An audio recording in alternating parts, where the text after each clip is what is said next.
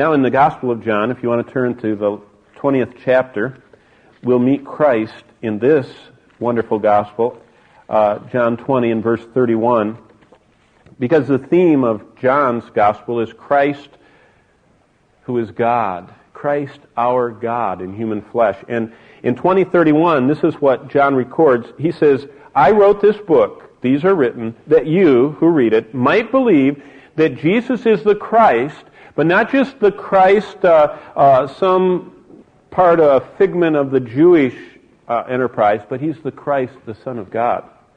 He is all that God is. He is God who has come. I and my Father are one is one of the key verses of this book. And that believing, John 20:31 says, you may have life in his name.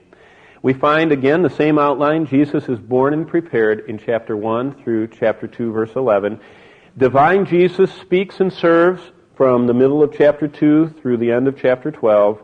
And finally, John gives us the longest stretch when he talks about divine Jesus suffering and triumphing in that Passion Week. He gives us from chapter 13 to the end of the book that covers that last week of Christ's life. He gives us the most details. So John is a gospel written to the whole world. John presents us with a divine Jesus. He shows him to be the Son of God. He shows his divinity shining through. He shows us the divine nature of God very clearly. John has an incredible introduction. He says Jesus is the Word. He is the dwelling presence of God, and that he is the fullness of God's glory. He lists 7 self-descriptions of Jesus that nobody else has. Do you remember Jesus said, he says, I'm the bread, I'm the light, I'm the door, I'm the resurrection and the life. And he just reveals himself in this book as in no other book. John reveals Jesus as God's unique, only begotten Son. And he refers to God as his Father more than any other book of the Bible.